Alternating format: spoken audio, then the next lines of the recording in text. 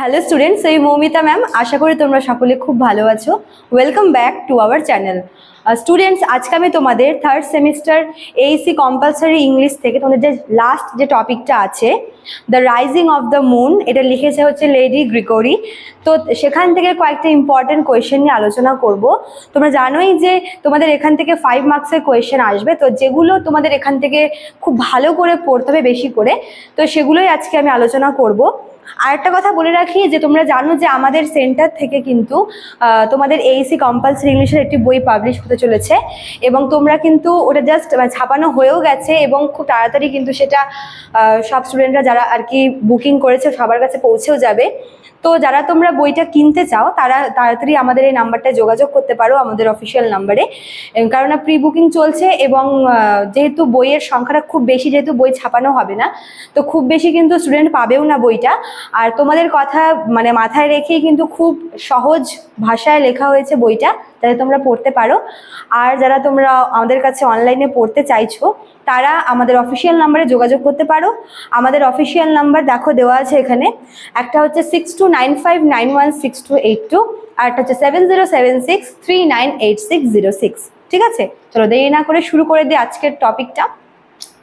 দেখো, the rising of the moon, এখান থেকে যে কোয়েশ্চেনগুলো খুব ইম্পর্টেন্ট, মোট 5টা কোয়েশ্চেন আমি তোমাদের এখান থেকে রেখেছি, 4টা কোয়েশ্চেন সরি।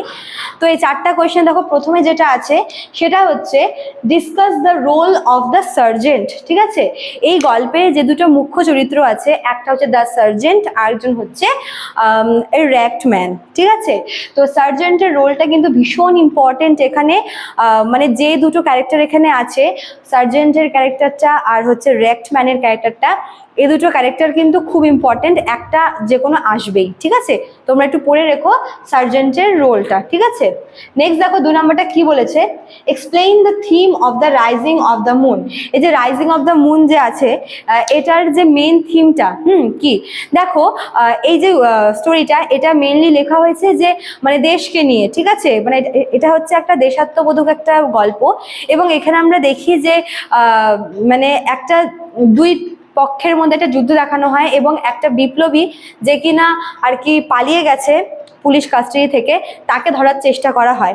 এবং দেখা যায় এই যে সার্জেন্ট, যার হাতে দায়িত্বটা আছে সেই কয়েদিকে ধরার, সে নিজেও কিন্তু ওই যে আর কি স্ট্রাগল করছে যেই কান্ট্রিটা, ওই কান্ট্রিরই একজন আর কি সিটিজেন। ঠিক আছে, তো তারপর ওদের মধ্যে কথাবার্তা হয়, এবং আমরা দেখি যে সেই বিপ্লবীটা ও হচ্ছে ছদ্মবেশ নিয়ে আসে একজন বয়স্ক মানুষের, এবং সে তার সাথে গল্প করা শুরু করে, এবং পরে রিভিল করে যে হ্যাঁ আসলে সে ওই বিপ্লবী। ঠিক আছে, তো এখানে মেন যে থিমটা এই যে দেশাত্মবোধ, ডিউটি, কর্তব্য, এসব কিছুর ঊর্ধ্বে যে দেশের প্রতি মানুষের যে কর্তব্যটা, সেটা কিন্তু এখানে মেনলি হাইলাইট করে দেখানো হয়েছে। তো এটা তোমরা দেখে নিও।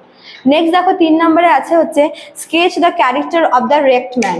এই যে র্যাক্ট ম্যান যার কথা বললাম, যে হচ্ছে এই গল্পটার আর কি হিরো, ওই বিপ্লবী যে কিনা পালিয়ে গেছে এবং তাকে পুলিশ ধরছে, এবং তাকে ধরার দায়িত্ব সার্জেন্ট রয়েছে। তো সে এখন বর্তমানে একজন বয়স্ক একদম র্যাক্ট একজন মানুষের ছদ্মবেশ নিয়ে আছে। তো তার যে রোলটা এখানে কিন্তু ভীষণ ভাইটাল, তোমরা একটু দেখে নিও এটা। ঠিক আছে, আর লাস্ট দেখো 4 নাম্বারটা, এটাও খুব important. How does Lady Gregory present the conflict between duty and personal belief.